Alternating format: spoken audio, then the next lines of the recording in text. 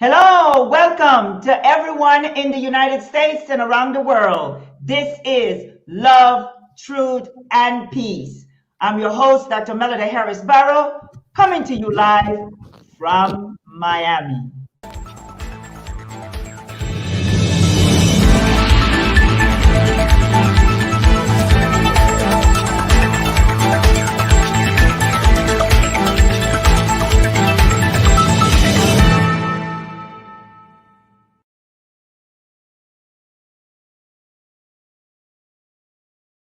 Welcome to today's broadcast.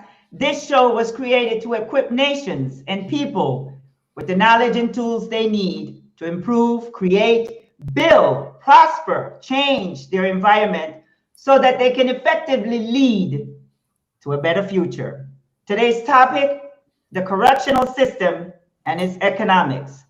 And to discuss, I would like to introduce my co-host, Dr. Marcellus Hall, and our special guest today, Professor Lewis Marshall, and also former superintendent of Sing Sing Correctional Facility in New York. Welcome to everyone. Hello, Dr. Marshall, how are you? Superintendent Marshall. I'm doing fine, thank you. First of all, I appreciate the fact that you considered me to be part of your team to be part of this program. Thank you very much. You are welcome, and thank you for joining us. And of course, welcome our co-host, Dr. Marcellus Hall. How are you today? I'm doing truly magnificent, awesome, always filling up. Yes, I know that. Are you going to leave a poem with us at the end of the show? I sure will. Got it. That's awesome. And Superintendent Marshall, how are you today? I'm doing very well, thank God. Good. I want us to start off by talking about what's happening in Atlanta today, because there's a lot happening in the United States, but I really want to focus now on Atlanta. So can you sum up and briefly tell us exactly what's going on? Well, fortunately, I had the opportunity to sit down with the chief of police, Mrs. Shields. She now resigned under these circumstances of what transpired.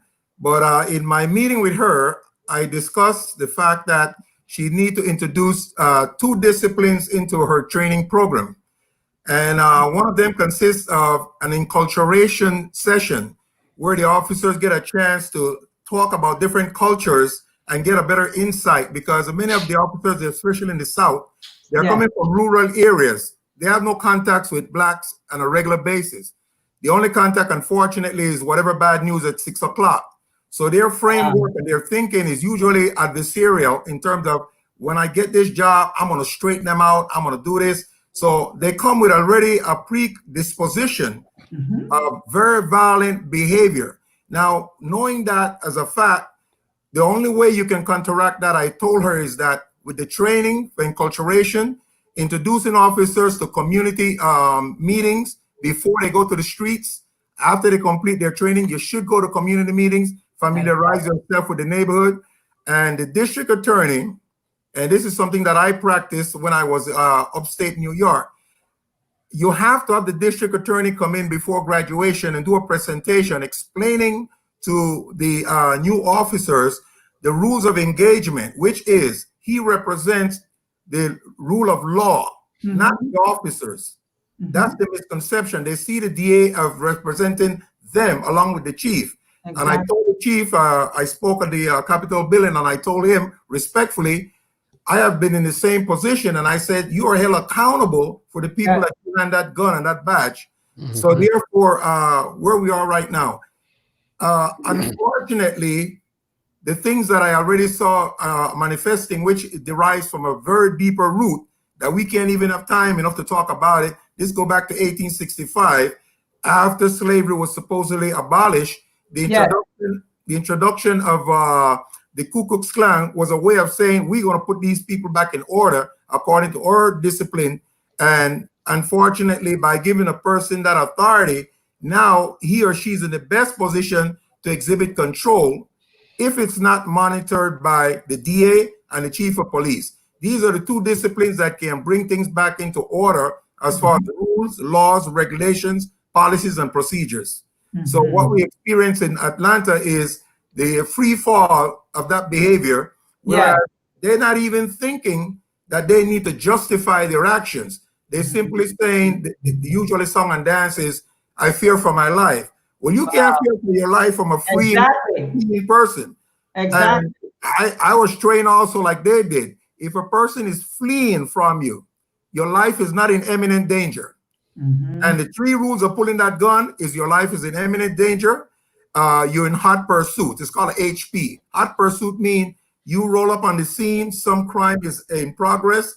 You saw that individual, the perpetrator, shot somebody, and he's fleeing. Now that gives you some degree of justification that he already just killed someone. So now you are acting in preventing more loss of life.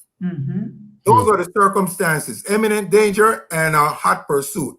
What we saw, this young man was fleeing in the opposite direction, and I think he was probably shocked that they was going to arrest him.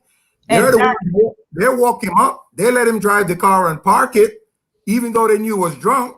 He spoke to them very amicable, spoke about his daughter's birthday. Now, solution. The officer had the right to take his driver's license, the car keys. Let him stay in the car, sleep it off, and pick up the keys at the precinct, at the police station. Second option, put him in the back of the police car, drive him to his sister's house, which he told him already she was close by. Take him there, let her handle him, hand her the keys. No loss of life. Everybody goes home safely. Yes. One of the things that I've been really working and studying about what's happening in the United States as far as police brutality, killings by police officers. And I'm really not surprised because this has been happening for so long. The thing is because now we have all these videos. Thank God to the phone videos that we are able now to open a can of worm, because that's what it is. We are now visibly seeing all of the police brutality and all of the things that's happening. I'm just praying that they're not thinking about passing a policy or law saying that you cannot videotape police officers while they are arresting someone or so forth, because this is the only ammunition that we have to protect ourselves, And one of the things also, Superintendent, is that there's a lot, if this is happening outside, if this is happening publicly, imagine what's happening in prisons.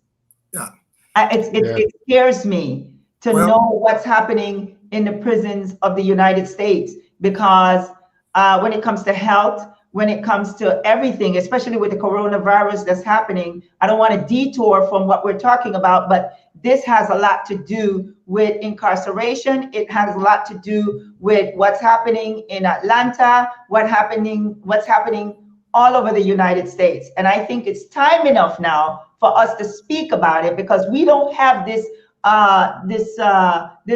medium here in order to speak about this thing in CNN or Fox or all these. This is the program where we can come and we can speak freely. And I so appreciate that you are here to speak about this. I mean, because you have the experience. You have been, how long were you in superintendent at Sing Sing? Well, I've been a superintendent at Sing Sing for, I think, a little over 2 years. I was a superintendent at Wallkill.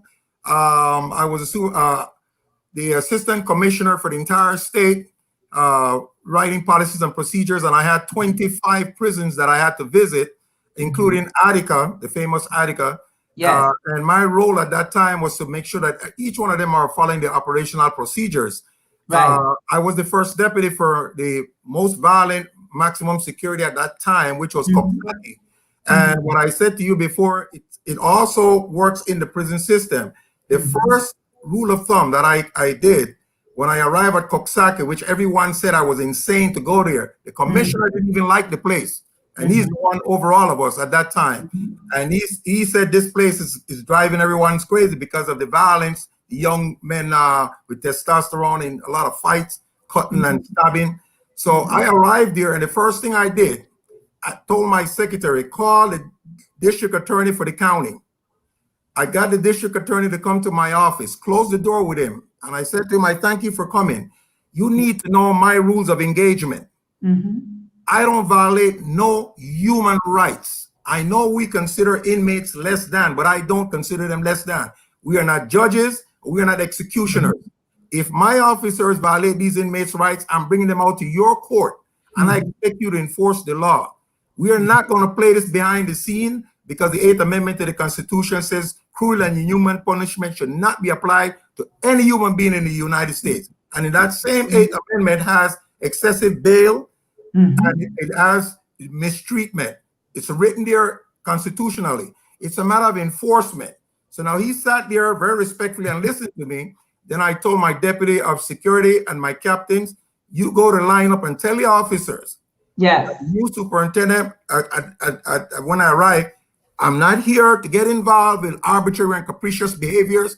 If you do that, I will probably be the one on the side of trying to get you indicted. Not tolerate me. Yes.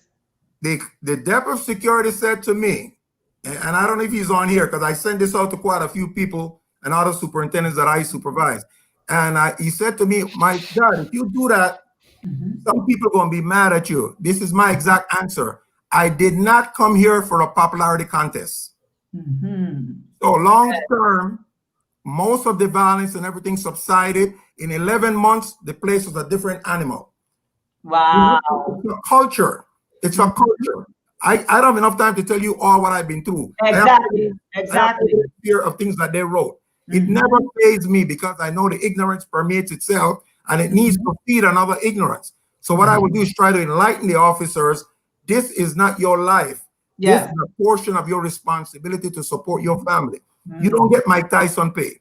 You don't need to be beaten up on nobody in here. You don't get paid for that. Plus, you risking the fact that I'm going to probably testify against you. Discipline, yes. So therefore, it takes the chief and the district attorney. Both people have to be on the same page. Just like you and I, we all have jobs. What you think about what your rule and regulation and your job says, what are your policies? You don't want to lose your job. So what you do, you abide by the rules. Exactly. If the leaders are not enforcing the rules, it's open season. That's what we're looking at. It has been open season. I have met them face to face, racists of the worst kind. And I knew that if I was not in that position that I was in, I would have to get into a more personal confrontation. Yes. But I knew that I had the last word. I just let them go for a few minutes. Yes. And then I bring them down a couple of notches and let them know, checkmate, game over. This is the rule and regulations. That's You right. have to be straightforward. Then what happens, the word gets around about you, and anywhere you go, I have worked in at least 10 prisons, including female.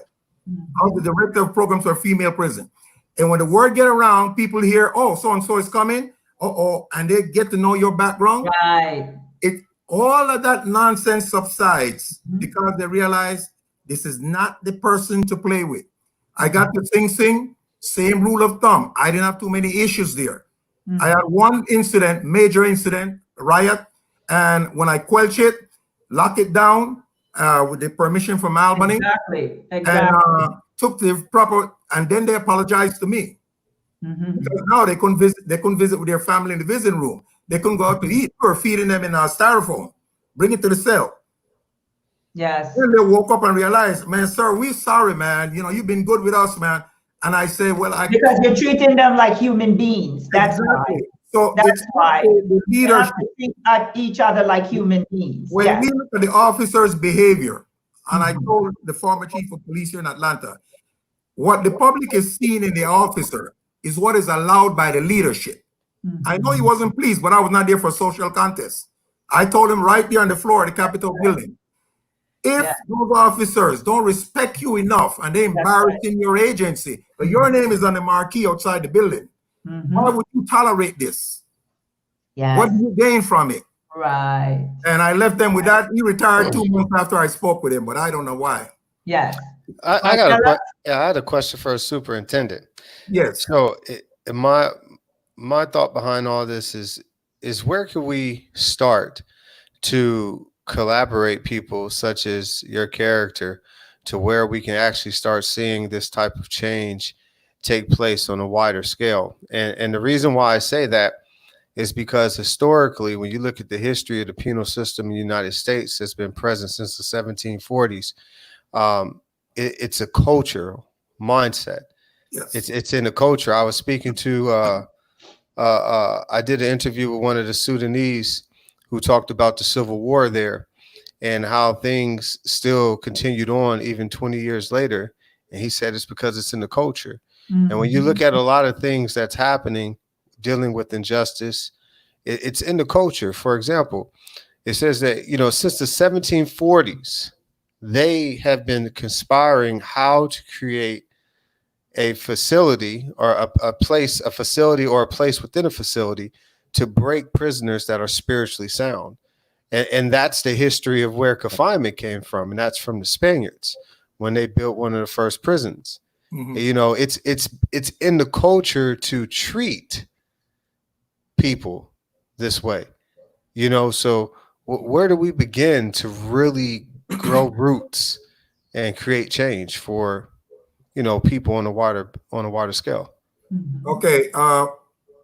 Unfortunately, the way the system is set up statewide, each state introduces their own methodology, their operational procedures. The federal government have one guideline that covers everybody throughout the country. With the state, I can say to you emphatically, New York State prisons believe in rehabilitation. Now, I'm not going to badmouth Georgia. I came down here, the former governor introduced me to the commissioners of prison here and had me sit down in a meeting with them. They were amenable. I met with the commissioner of Division of Youth 3 months ago. He met with me, but the difference is their mindset is not on the same page. They are more in the mode of care, custody, and control.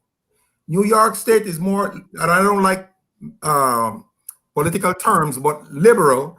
So we have an array of programs. At Sing Sing, I had 22 correction counselors, 22. I had approximately almost 13 to 14 shops, carpentry, plumbing, masonry, floor tiling, even what used to be the where the electric chair was. That room now, they do floor tiling in that room. And we sent the chair up to another maximum prison, and it's sitting up there because New York State don't believe in the death penalty, so they don't adhere to it. You probably end up doing life rather than death penalty. My point is, each state have to get to a point where they have a different mindset, and I'm gonna tell you, that's not gonna be easy. That's not gonna be very easy. I was interviewed in Orange County in Florida, and they have a huge prison there that takes care of a lot of the surrounding areas. And I sat there with the superintendent of the prison there and the chief, I should say, because he's the same person in charge of the sheriff office. And that's one of the differences when you come south. How is the sheriff going to be over the prison system? It's almost like a conflict of interest. Yes. The same people that brought you to the system, watching you in the system. I said that to the Panamanian government in Panama. You need a separate discipline that has a mindset that you have done wrong, but we're going to create an atmosphere where you can see possibilities. If you don't see any possibilities and you sitting around doing 10, 15 years, where there's hope for you. Now, you saw Honorable Infante with me there. He came to the graduation. He was shocked. I had guys graduating from a master's degree in theological seminar. We have a college program, 2 college programs in Sing Sing, sponsored by wealthy people that I can't mention their name. Unbelievable.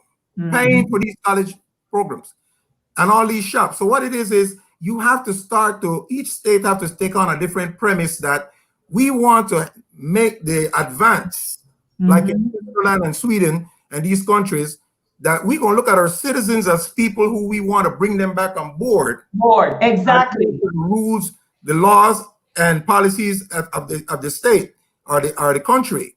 But if you only going to do the song and dance of care, custody, and control, It don't take much to do that, except that people are going to be frustrated, and when they leave, they're worse than when they came in because they've been deprived, denied, and ostracized, and don't see any hope. True. Yes, I want us now to talk about private prisons. I'm so excited about to talk about this because for the things that I've read and studied, it's just unbelievable. America's private prison system. We want to talk first about the jail, the state, and federal prison, and how you can break it down for us, and how it functions. Yeah. What happens, first of all, let's take, for example, Rikers Island, which is well known. It's over 10,000 people at Rikers Island on any given day. Rikers Island is a jail. Okay. A jail is a place where when you get arrested, you probably go to the precinct first, but the precinct only have limited capacity. So now you get transferred to that jail. And that jail, for example, the one that I just mentioned, what happens when you're on Rikers Island? You are at Rikers Island awaiting your arraignment, awaiting your court date. So you may be sitting there for extended period of time. So more than 74% of the people that are in jails have not been sentenced. Wow. We're waiting around. And the ones that have been sentenced, if it's a felony that you've been convicted of, now you go to a state prison for that state where you committed the crime. When you get to state prison, we have a classification system. You may end up in if you get 2 years or 3 years, you may end up in a medium security, a medium B. If it's a violent felon, but not aggressive enough that you got 10 years, you got 7, we may put you in what they call a medium A. Now, if it's a sentence, whereas you're going to do 25 years, you go into a maximum prison. And there's less maximum prison than the others that I mentioned because, unfortunately, most people in maximum prison are not moving around too much because they got so much time to do. But when Giuliani came around and started doing buy and bust, which was it's almost like a gimmick. You take an officer to go on the street, 2 of them. One goes to the kid and asks him if he's selling drugs. He goes behind the fire hydrant, take out his drugs, and the officer hold his cap, turn it to the side. The other officer comes out, grab him with the bag. So we had up to 75,000 inmates at one point in New York State, and we were overwhelmed. So we had to come up with a creative program where people do 2 years, let them go to work release. And some of them came back, and some of them stayed home 3 days and then came back after 3 days and stay in the facility. We test them for dirty urine and go back out. We didn't have enough bed space. And that subsided over the years. After he left, the methodology started changing in terms of sentencing. Yes. Another great part of this whole big picture is sentencing, disparity in sentencing. I can say it personally, and there's quite a lot of my colleagues on here because I sent it to them, and they know I'm never afraid of the truth. Exactly. We have read many records, criminal people records, and you can see the disparity in justice. You'll see a kid from Long Island committed the same crime, same history, no prior offense, and you look at one from the South Bronx, same crime, no prior offense, and the kid from Long Island probably going to end up getting 2.5 years or maybe even less, and the other one is probably going to do right down the middle. If the maximum for that crime is 10 years, he can guarantee he's going to see at least 6. Wow. So that disparity in justice creates another atmosphere, whereas we talk about so many blacks in the prison, which makes up 40% of the prison population. That have to enhance that growth, because the more of them come in with longer sentence, they're going to be there longer. So you get 30 whites that come in and out within 2.5 years, and you get 30 blacks that come in and get 10 years or more. They're not going anywhere. I also want to, for what I've read, private prisons are a multi-million-dollar industry and growing. It's growing. Take, for example, CoreCivic. CoreCivic was formerly named Corrections Corporation of America, CCA, which is the largest operator of private prisons in the United States. In fewer than 20 years, Yes. it's seen its revenue increase by more than 500%, from roughly 280 million in 2000 to 1.77 billion in 2017. So the question, and also with the government paying private, the government, our government is paying private prisons operators about roughly 23,000, I think, per year per inmate, and sometimes it's more. And keep in mind, the minimum wage is what, 15 per year or more, a little bit more. It is a lucrative business. So CoreCivics reported in 2017, because I was trying to get a report for 2019, I wasn't able to get it, was close to 1.8 billion. And I would use the word plus. And back of the envelope calculation shows that with 80,000 beds supported by the government to the tune of 23,000 per inmate per year, is calculating 1.8 billion annually from the government. And not only that, but who's paying for that? The taxpayers. Am I right? Or correct me if I'm wrong. Yes, everything that you said is true. When they approached us in New York State, we rejected it. If you go online, you will not see privatization or private prisons in New York State. We told them no. Just to piggyback on what you just said, they're housing 9% of the population that is in prison. And you know, America have 2.3 million people in prison, the largest anywhere in the world. So therefore, with that number, even though it don't look large, the percentile based on the cost, yes, it's astronomical. Now, I'll be sincere with you. They have interviewed me. They interviewed me. The first time was in Kansas City. I went there to get an award because I got Sing Sing accredited. And a lot of people were complaining that, oh, you're going to accredit a place that was built 1825. Well, by the grace of God and some handiwork, we were able to bring it up to speed and got a 98 point something. And they invited me to receive this award for accreditation. And CCA was there, Correction Corporation of America. And they called me to the side and they say, when you retired? And I told them within the next 2 or 3 years. And they spoke with me. I still have their phone numbers. And they were willing to bring me on board to work for them. The thing about it is, a lot of this starts off as politics. You cannot get to that point to make all that money in such a short time unless you know the people who are the decision makers who have forfeited their responsibility and decided to bring on board all these private agencies. And I'm going to say this, none of those. Hello? His mic went down for a second. Oh. Mr. Marshall? Your mic, did you? Is that it now? There you go. Yeah. Okay, continue. When I met with these people, I realized that their personal interest was keeping the bodies in the bed. If you release too many people too soon, the monies that they're making, exactly, it works along with the contractual agreement for bed space. So it's better to have the beds occupied. Second, they claim that they do very good programs to help you to rehabilitate.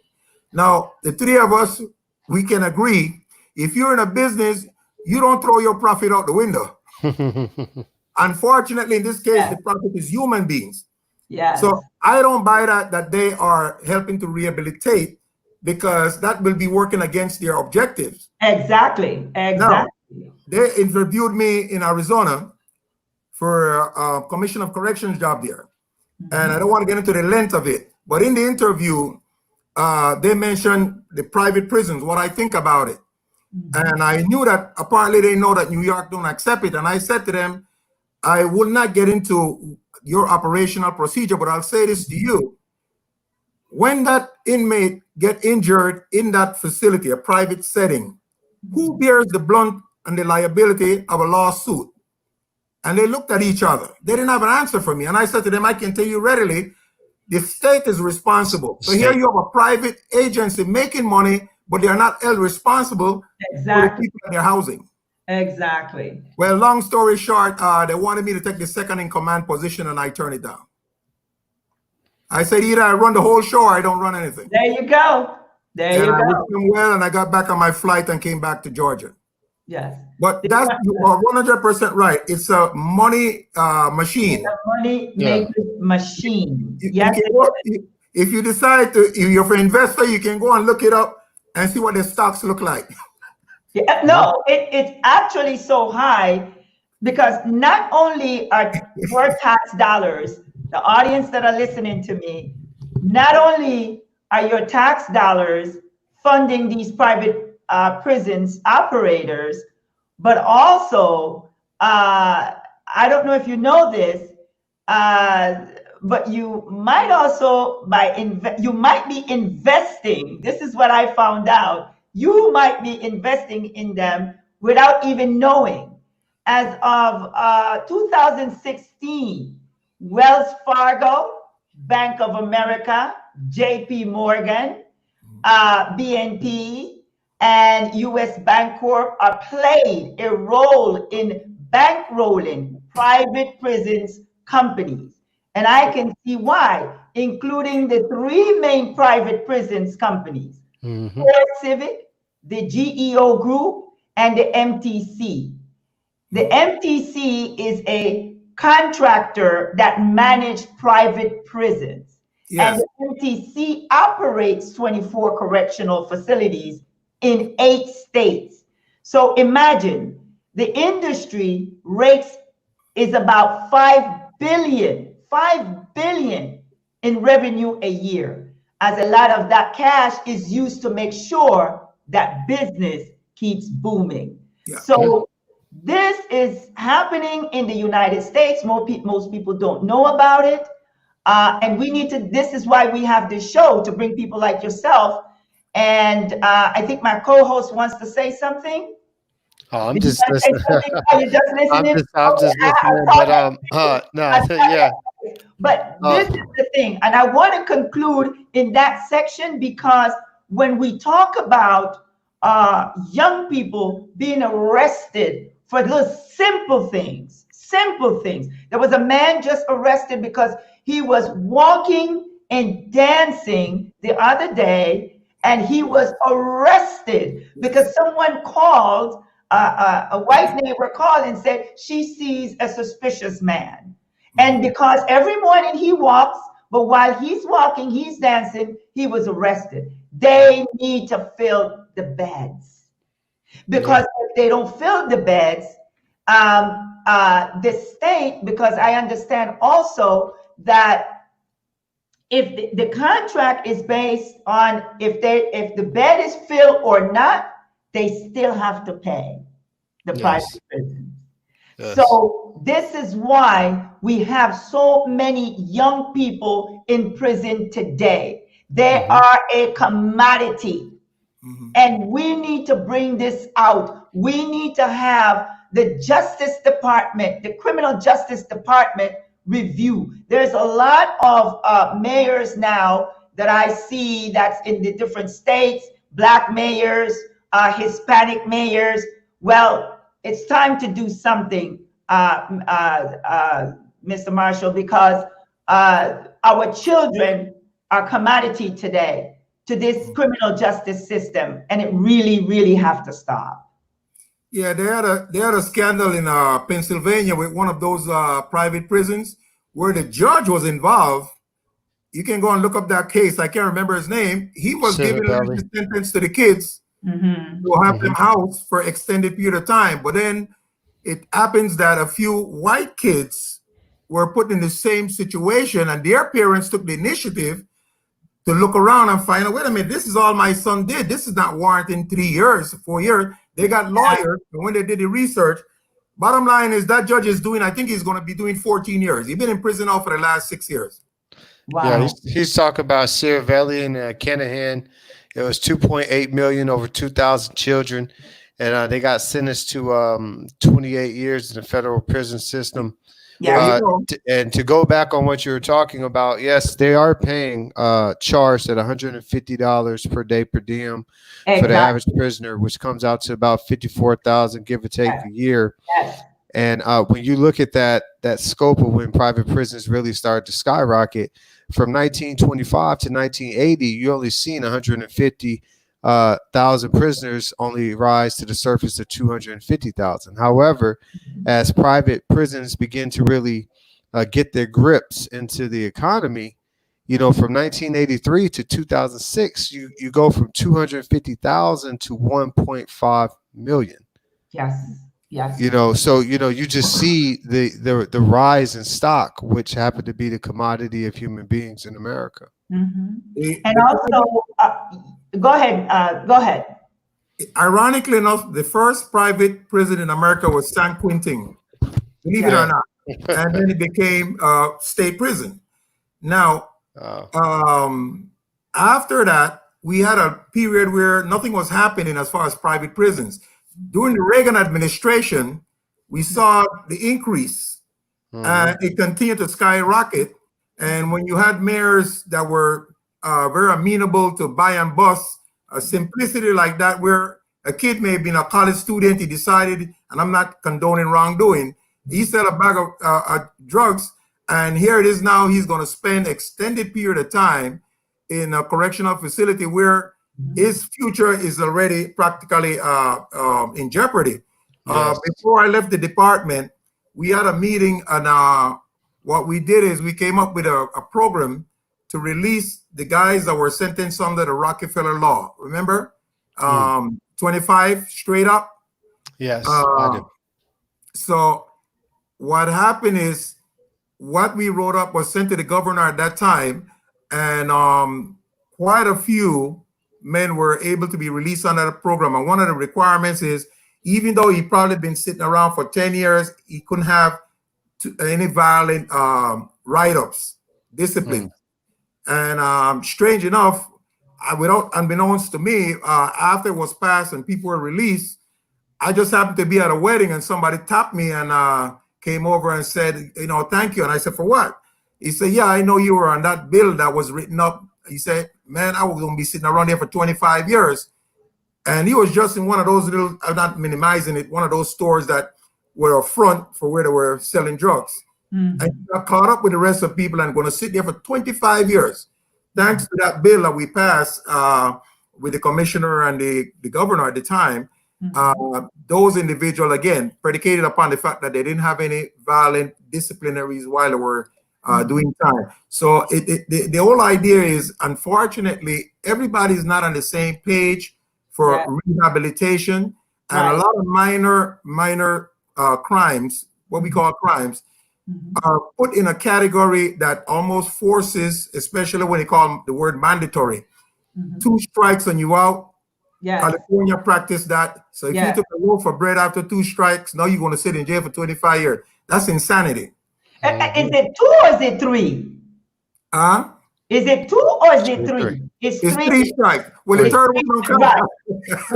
The third one is third strike, you out. The third strike, for others to understand that's overseas that are watching the program, what does the 3 strikes, what does that mean? Because there's a lot of people here international and they don't know. Okay, it means that the first strike, you are found guilty and convicted of a crime, a felony. The second strike is, again, you were convicted of a crime, felony. So now you have 2 felonies, which is considered a predicate felon.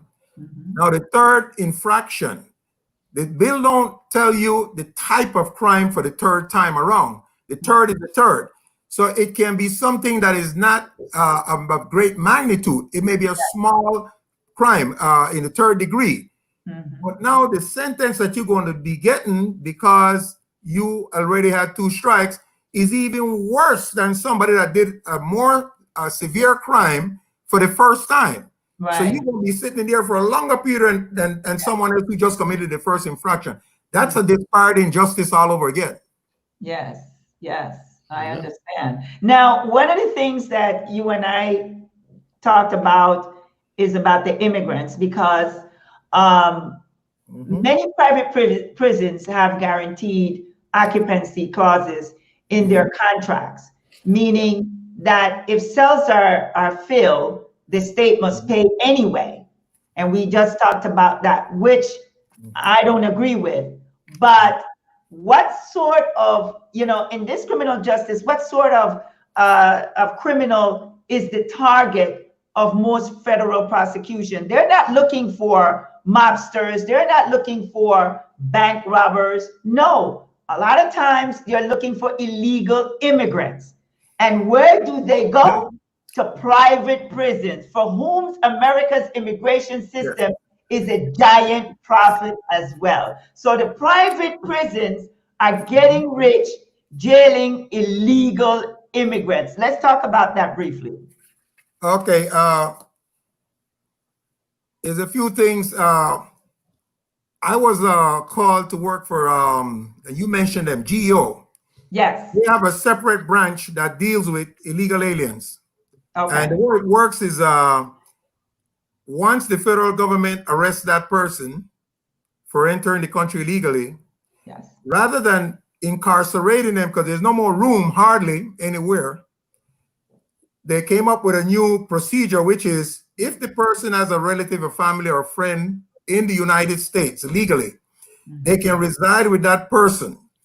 You put an ankle bracelet on them, and with that ankle bracelet, GEO monitors them from a facility downtown. I worked with them for 1 week, and then I was sent to Arizona, to Denver, Colorado, for follow-up training in terms of how does it work with the ankle bracelet. And what that ankle bracelet does, it tells you the movement of that person 24/7. So what happens is, while they are with that family member or friend, they are awaiting a court date. Every illegal alien who touches the American soil should get a hearing before deportation. Unfortunately, we have seen a total different outcome with the new government. Even if you are in prison, upon release, because I have stood there at the gate looking at inmates getting ready to leave, and we have the federal van pulling up because the guy is illegal. So we transfer him from our facility to the van. Now he's under federal custody. So what I'm saying is they are in a catch-22 either way. Yeah. If they stay longer, it benefits GEO because you're monitoring them. You have to pay staff to monitor them. So the monitor, it's a little like a cell phone, and when you run it, scan it, you can see the date when that person's supposed to go to court. And as usual, I love the truth. When I looked at the monitor and I realized the dates were kind of far removed, I'm like, why they're going to be here that long? And then it occurred to me, common sense. The longer they stay, you don't have to pay more money. The more money. So you have the immigration dealing with people and different levels in terms of the adults, and then you have a large group of young people that unfortunately are placed in settings. The name of the place, I think is ORR. Children held by Office of Refugee. And ORR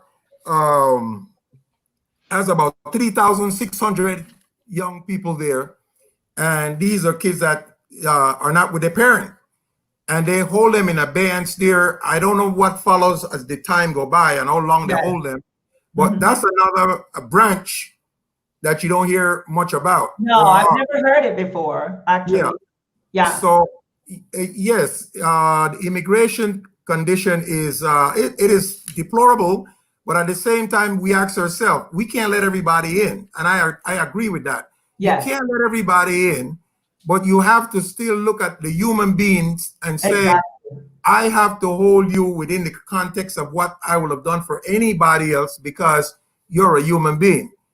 I can't divorce myself from the reality that I'm standing there looking at a person, and why should I mistreat them because they weren't born here, didn't come here legally, and all those reasons that we justify, which we don't have enough time to get into it, but we can go to the European side of Yes. illegals that arrive here. Mhm. But I've met them, and Yes. they don't get the same treatment. Yes, Yeah. I just want the audience to remember that one of the two biggest private prisons, and correct me if I'm wrong, Superintendent, is CoreCivic and GEO Group, and then the MTC comes in, which those are the ones that manage the ones that you just got through explaining. Those are I'm the not main. certain that CoreCivic is the same as CCA. CCA Oh, is the Christian Corporation of America. That's the largest. right. That's the largest. And Exactly. then That is the GEO. largest. The Uh-huh. thing about GEO have a two-pronged attack. They have the prisons, and then they have the monitoring of illegal aliens who are residing in the community, because they have that GPS on their ankles. So they have two jobs basically, system that they work in. Yeah. I've been Yes. to their facility. Yes. You know, And so- you have seen, you mentioned to me, I don't know if you could talk about this, but you have mentioned to me about the prison that was built in Atlanta. Yeah. Okay, never mind. No, it's no secret. Everybody in the community knows it. Okay, all right. I live in Douglas, what is known as Douglas. Okay, yes. I live in the smallest county, Douglas County, and a new prison was built here a couple of years ago. And I asked if I could come and visit with my class. I was teaching criminology at Strayer University, and I like the students get a first-hand experience. I even did that when I was in New York. I get permission to bring my class into certain prisons, mostly minimum security. So I took my class into the prison here, brand new prison at the time, and I realized half of it is in darkness. So I asked my escort, a sergeant, what's going on over here with this half of the building? Yes. And she confided in me. She said, well, when this was built, it was with the expectation that we was going to receive a lot more of the illegal aliens, which means the federal government will pay for you to house them. But when the federal government did a turnaround and came up with that new program I described, which was let them stay in the community with a family member because they're not here on violent offenses. These are the ones that just work in, you know, mothers and some people that just came across the border and got little jobs. So they have no violent history. So they're allowed to live with a family member or a friend pending their court date. Because everyone should have a hearing before they are sent back to their country. Because I had to get a bus and take inmates, not me personally, but my staff, to downstate correctional facility, which is like our hub facility dealing with reception, and they will have a hearing before they qualify them to be deported. So imagine if you locked up and you still entitled to a hearing. Imagine if you didn't do anything. So they're supposed to have this hearing, and unfortunately for our county, that never developed. So there's a lot of empty space there. Yes. Pray stay that way. Exactly. Now, well, the time is up. We're having too much fun. But I am so blessed. We are blessed, Marcellus and I, to have you on this program. I'm sure, I hope that the audience that are watching learned a lot, because I know I did, and I'm sure Marcellus did as well. You are a great man. Everyone, I have to say, he was born in Panama City, Panama. My brother, I love you. And yes, I definitely have to have you back. Yes. Definitely. Panameño lindo, te quiero mucho. I love you too, and I appreciate it. I appreciate you guys inviting me. Definitely. Yes. Yeah. And we're gonna come to the conclusion. Did you want to say anything before we leave? A conclusion? Yes. Well, what I would like to say is, and as the professor mentioned, this is a deep-rooted situation that's been happening for so long. And as a man of God, I believe that we have to be more in tune with our spiritual man, because this deception is not, like I said, not flesh and blood, but powers and principalities in high places. I don't believe people can be this hateful without something driving them.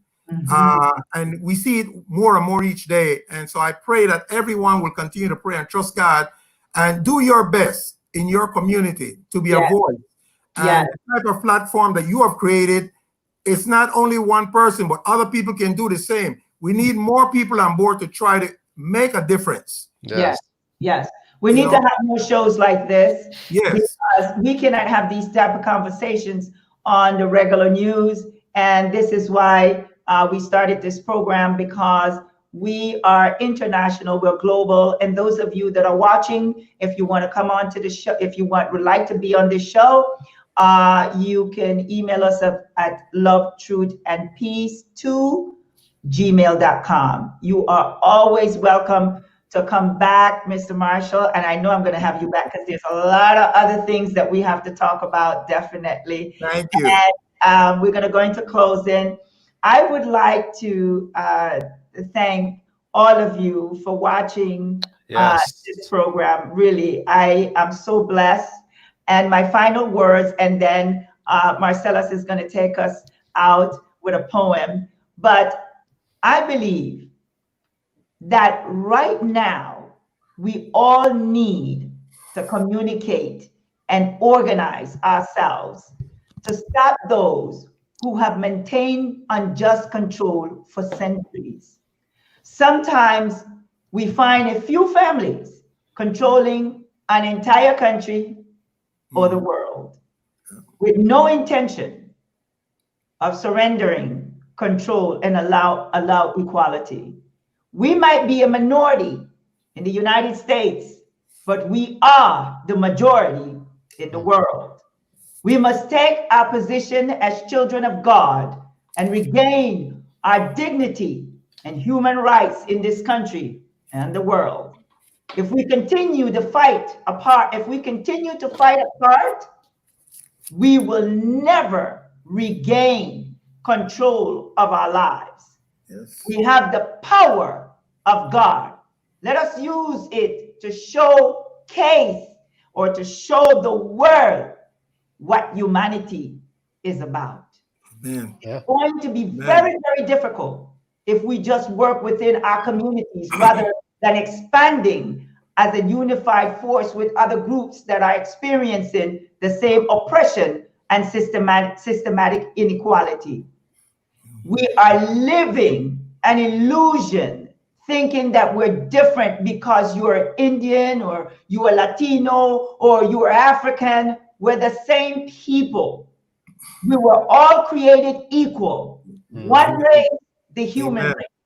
Let us rise and work together to highlight God's wonderful creation, our common humanity. Amen. That's what we need to work on. And one last sentence, economic empowerment. Yes. Really to go. Yeah. Thank you. Now, Dr. Marcellus, take us off with that beautiful poem that you have for our audience. Oh wow, thank you. Before I begin, I just want to say it's truly a blessing to be here. As I told the brother, the superintendent, I just wanted to sit today. Usually I'm a little bit more talkative, but I just overwhelmed with the amount of information and knowledge. Is me as a person who I consider somewhat of a historian, as an educated man and professor myself. I just really am in awe of the information that you presented to the people to give a firsthand account. As I was saying before we begin, it's always different to hear it from somebody who lived it. So just thank you.